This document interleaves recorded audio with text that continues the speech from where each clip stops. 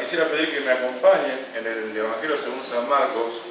Vamos a leer un pasaje que seguramente les va a resultar conocido, lo han leído más de una vez, pero que al leerlo y meditar un poquito en él, me dejó pensando en algunas cosas que pasaron en la cruz. Evangelio según San Marcos, capítulo 15. Vamos a comenzar desde el versículo 33. Dice así la palabra de Dios: cuando vino la hora sexta, esta es la hora del mediodía, ¿sí? El día se dividía en 12 horas, por lo tanto la hora sexta era el mediodía. Hubo tinieblas sobre toda la tierra hasta la novena, o sea, hasta las 15. Y a la hora novena, Jesús exclamó a gran voz diciendo: Eloi, Eloi, lama sabactani, que traducido es: Dios mío, ¿por qué me has desamparado? Y algunos de los que estaban allí decían al oírlo: mirad, llama a Elías.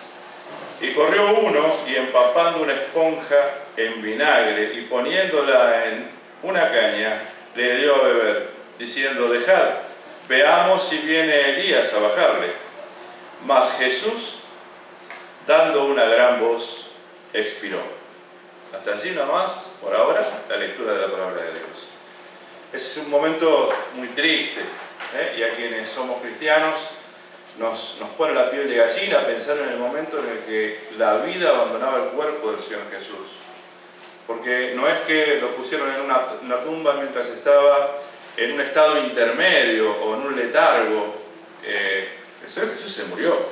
Su corazón dejó de latir, sus pulmones dejaron de recibir oxígeno, aun cuando se sorprendieron de lo pronto que ocurrió, porque le iban a quebrar las piernas para que dejase de respirar y ya estaba muerto, por lo tanto no hizo falta quebrarle las piernas. Eso hacían con todos los que morían en la cruz, para que no se pararan sobre el clavo de los pies para poder seguir respirando. Fíjense qué crueldad, ¿no? Qué terrible. Una persona en la cruz se moría no desangrado, no moría por un ataque cardíaco, moría por las infecciones que le producían las heridas que había estado recibiendo en todo ese momento. Y aquí en este momento el Señor Jesús exhaló el Espíritu, dando una gran voz, murió, y su cuerpo quedó inerte, colgado de los clavos en la cruz. Iba a pasar un tiempo hasta que lo sacaran de la cruz y lo llevaran a una tumba. Pero yo quería detenerme en esto. Ustedes saben que nosotros podemos ver en el Antiguo Testamento cómo permanentemente hay figuras, hay tipos del Señor Jesús.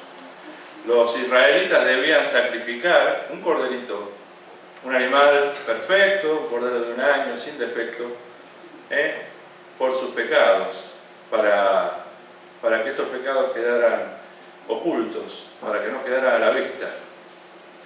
Y eso está relatado en el libro de Éxodo. Yo lo tengo aquí el pasaje, no lo busquen, pero dice Éxodo 30:10: y sobre sus cuernos hará Aarón expiación una vez al año con la sangre del sacrificio por el pecado, para expiación. Una vez al año hará expiación sobre él por vuestras generaciones. Será muy santo a Jehová.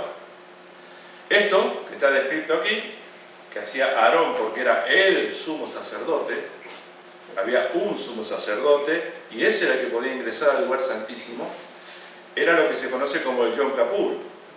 Esa era la ceremonia judía en la cual una vez al año el sacerdote, el sumo sacerdote, entraba al lugar santísimo con sangre ajena, porque entraba con la sangre de un cordero, entraba al lugar santísimo y tenía que realizar algunas tareas.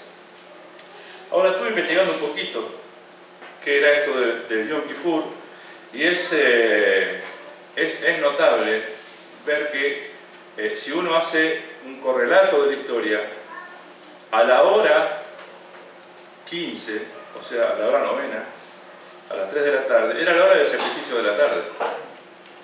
Había un sacrificio de la mañana y un sacrificio de la tarde. A las 3 de la tarde era la hora del sacrificio de la tarde. El día al que estamos haciendo referencia, el día de la expiación, el sumo sacerdote realizaba el sacrificio de la tarde y después iba con la sangre el cordero al lugar santísimo y debía poner sobre el propiciatorio, que era una lámina de oro que estaba sobre el arca, la sangre del cordero, y debía quemar incienso en ese lugar para realizar ese rito. Esto expiaba los pecados suyos primero y del pueblo después, porque el sumo sacerdote también necesitaba ser expiado de sus pecados. Ahora es notable que este Yom Kippur, esta ceremonia que los judíos realizan, se realizaba el día primero del mes de Tisrei. Es el mes primero del calendario judío. ¿Sí? Cuando nosotros leemos el libro de Génesis, en el capítulo 1, cuando dice, y en el principio creó Dios los cielos y la tierra, el comienzo de la tierra está establecido para el primero de Tisrei. Es ese mes del que les estoy hablando. El día 9 de ese mes, el sumo sacerdote podía entrar al anochecer, cuando comenzaba a oscurecer y cuando se aparecía la primera estrella. Ese era el momento en que debía entrar al lugar santísimo. Y entonces realizaba el rito de la reconciliación con Dios. Ahora, ustedes saben qué dicen los estudiosos de la Biblia respecto a este momento que leímos recién, el momento de la cruz. ¿Saben qué día fue el 9 de Tisrei? Fue el día que el Señor Jesús murió en la cruz. El día en que el sumo sacerdote tenía que entrar al lugar santísimo con sangre ajena. Él entró al verdadero templo, el templo de Dios, con su propia sangre. Vamos a leer, acompáñenme por favor, en el libro de Hebreos, capítulo 10, desde el versículo 11 en adelante. Lleno de significado, realmente, todo esto que podemos encontrar en la palabra de Dios, a medida que uno ahonda y va estudiando y va buscando más información, queda sorprendido de los detalles de lo que Dios se ha fijado. Hebreos 10, desde el versículo 11, dice así la palabra de Dios. Y ciertamente todo sacerdote está día tras día ministrando y ofreciendo muchas veces los mismos sacrificios, que nunca pueden quitar los pecados. Pero Cristo, habiendo ofrecido una vez para siempre un solo sacrificio por los pecados, se ha sentado a la diestra de Dios, y de ahí en adelante, esperando hasta que sus enemigos sean puestos por estrados de sus pies, porque con una sola ofrenda hizo perfectos para siempre a los santificados. ¿Se dan cuenta? ¿Saben qué imagen me viene cuando yo veo este rito que realizaban del día de la expiación el sumo sacerdote? Es como si fuera que yo escribo una palabra y me equivoco y después vengo con el liquid paper y le paso encima, entonces no se ve la palabra. Pero si yo saco el liquid paper, está abajo la palabra. Eso hacía el sacrificio de un corderito. Eso hacía el sacrificio de un animalito con los pecados del pueblo. Los ocultaba, pero no los podía quitar, como dice aquí. No tenía el poder de quitar el pecado del medio. Momentáneamente había comunión entre el pueblo y Dios, porque se había realizado un sacrificio que había ocultado el pecado, pero no era quitado el pecado. Fíjense, nos quedamos allí en Hebreos. Vamos al capítulo anterior, capítulo 9, versículos 24 al 26. Dice la palabra de Dios: porque no entró Cristo en el santuario hecho de manos, haciendo referencia al tabernáculo o al templo de Salomón. No entró ahí Cristo, dice, figura del verdadero. El verdadero es el que está en el cielo. El verdadero es el templo que está en el cielo, que Dios le mostró a Moisés para que lo tomara como modelo para realizar el tabernáculo, ¿sí? Sino en el cielo mismo, para presentarse ahora por nosotros ante Dios, y no para ofrecerse muchas veces, como entra el sumo sacerdote en el lugar santísimo, cada año con sangre ajena. De otra manera, le hubiera sido necesario padecer muchas veces desde el principio del mundo. Pero ahora, en la consumación de los siglos, se presentó una vez para siempre por el sacrificio de sí mismo, para quitar del medio el pecado. ¿Notan la diferencia? ¿Notan la perfección de la obra de Cristo? Cristo no vino a quitar de la vista el pecado. No vino a ocultarlo, no vino a ponerlo tras un velo. Yo anoté por aquí la palabra griega que se usa para expiación, que es kafar, el hebreo, kafar, que significa cubierto, anulado. Pero Cristo no vino a cubrir, ni a anular. Vino a anular el acta de los decretos que estaba en nuestra contra y a clavarlo en la cruz, como también dice Hebreos. Cristo vino a quitar el pecado del medio de quién? De nosotros y Dios. El pecado que nos separaba de Dios. Nosotros que no teníamos forma de llegar hasta Dios. No había manera alguna en que alguno de nosotros pudiera llegar hasta Dios. Dice el libro de los Salmos que dijo el necio en su corazón, no hay Dios. Dios miró desde los cielos, se asomó tratando de encontrar uno, aunque sea. Uno que pudiera pararse delante de Él y que pudiera defender su posición en santidad. Y no lo encontró. Por eso fue necesario que Cristo viniera. Porque todos nosotros nos hicimos inútiles, dice la palabra de Dios. Y todos nosotros necesitábamos del sacrificio de Cristo. En esta noche hemos venido a participar de este pan y de esta copa que son figuras, son símbolos. Se ve que nuestro Dios sabe que nosotros somos un poco así perezosos para la memoria. Entonces nos dejó como íconos para que nos acordemos. ¿Sí? El pan es un ícono del cuerpo del Señor Jesús.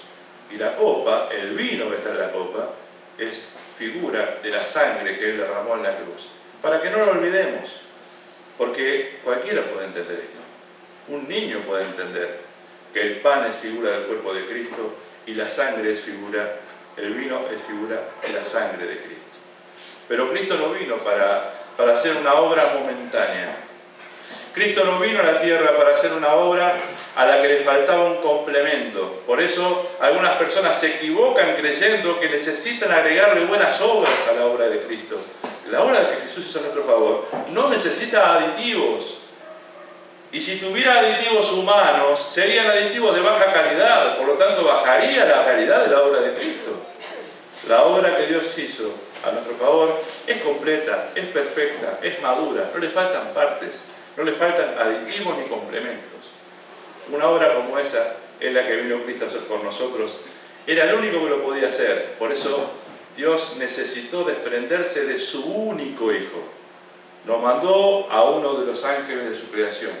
Mandó a su único Hijo, porque era el único que podía hacer lo que Cristo hizo a nuestro favor, pagar para que nosotros no tengamos que pagar. Murió para que nosotros no tengamos que morir, porque morir, alguien tenía que morir. La paga del pecado es la muerte. ¿Quién paga? O moríamos nosotros, o moría Cristo en nuestro lugar. Bueno, Él pagó en nuestro lugar, y por eso, en esta tarde yo te invito a tener gratitud en tu corazón. Yo me paré acá ahora para que ustedes me escuchen, pero no hay preeminencia en la cena del Señor. En la cena del Señor el Señor es el preeminente. Y todos estamos en igualdad de condiciones para venir ante Él. Ahora que el velo se rasgó, como sigue diciendo el libro de Marcos, y ahora que podemos entrar al lugar santísimo, no una vez al año, y no solamente el sumo sacerdote, sino todos nosotros aprovechemos para venir al lugar santísimo y darle gracias a Dios.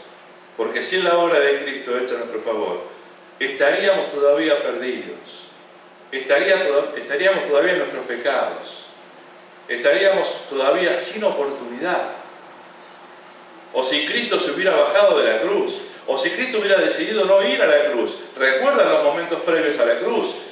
Grandes gotas como de sangre era el sudor que transpiraba el Señor Jesús. Angustia, tristeza, abandono de sus discípulos y del Padre. Porque el Señor Jesús dijo en la cruz, ¿por qué me has desamparado? Todo eso porque Dios te ama y porque Dios me ama a mí. ¿No es maravilloso? ¿No es extraordinario para nosotros que para la gente somos personas comunes y silvestres y que a veces somos subvalorados? Para Dios somos importantes. Por eso, tengamos gratitud. Esta es una reunión de gratitud. No venimos a pedir acá. Venimos a adorar, a volcar nuestro corazón, a dar gracias. Hagámoslo juntos y de esa manera podamos devolver un grano de la obra inmensa que Cristo hizo a nuestro favor. Amén.